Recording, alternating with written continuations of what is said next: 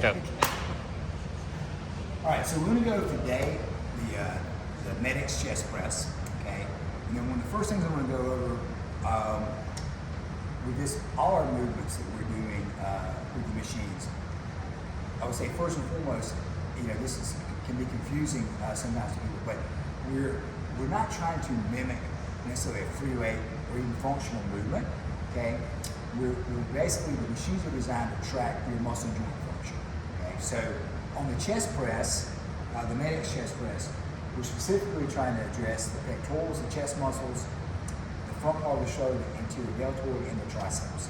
Those are our target muscles. It's not to say that other muscles don't come into play, but those are our primary target muscles and joints that we're tracking. We're tracking the shoulder, the elbow joint, the movement, the flexion of the shoulder, slight adduction, because we're coming slightly across our midline to work the pectoral, and then we're also working on elbow extension, which is going to involve the triceps as well. So it's a multi-joint movement, so we're getting rotation around the shoulder and the elbow, okay? But the movement is going to be more or less linear. So when we do a multi-joint exercise, we'll have a linear movement. We're actually still rotating around the joint, okay? So today it's going to kind of demonstrate the movement is how we want to optimally perform it, and then I also want to go into a little bit of some of the typical, what we call form discrepancies, just natural compensations that you might have from time to time when you're doing this, so you can learn to correct. That's one of the beauties of going slow movement, is that it gives you opportunity to correct the movement, even in the middle of the movement. If I'm going faster, oftentimes it's much more difficult to make those adjustments, okay? And so we're going to do basically a 10-second concentric, 10-second eccentric. Again, that's just to keep the movement slow and controlled. It does not have to be perfectly 10 seconds. It's just to give us a standard to go by. The main thing, as I mentioned, is to keep it smooth and controlled when we're not herky and jerky with the movement, okay? So I'm just going to do a couple reps. We'll do 3 reps with, proper form, and then I'm going to go into some discrepancies after that. So Coach Larry's actually going to count for me here just to help with my speed of movement and give me feedback. So when you set up on the machine, I'm going to sit all the way back in the seat, okay? We'll set the seat height for you, and then you're going to bring your hand, for most people, we're going to have it set up where basically the curve of their hand is going to fit right into the curve of the handle. So it kind of fits right in there. And I'm pushing through the heel of the palm, okay? That's going to allow me to keep my wrist in a neutral position where I'm not over flexing the wrist.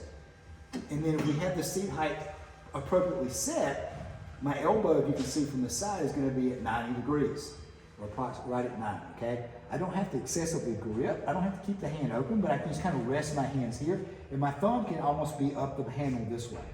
If you see when I sit in here, my shoulders are slightly elevated. So what I want to do first is make sure I pack my shoulders down, keep my head neutral. I don't have to keep it against the seat, but I want to keep it in a neutral position here.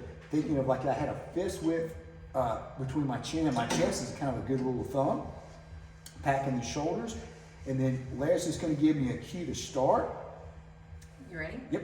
3, 2, 1.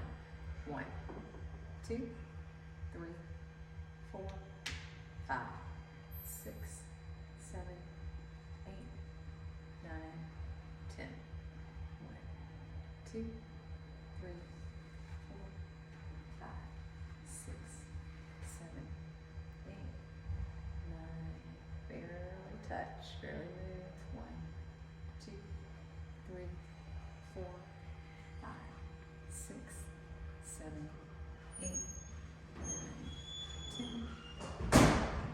2, 3, 4, 5, 6, 7, 8, 9. Nice slow turn around.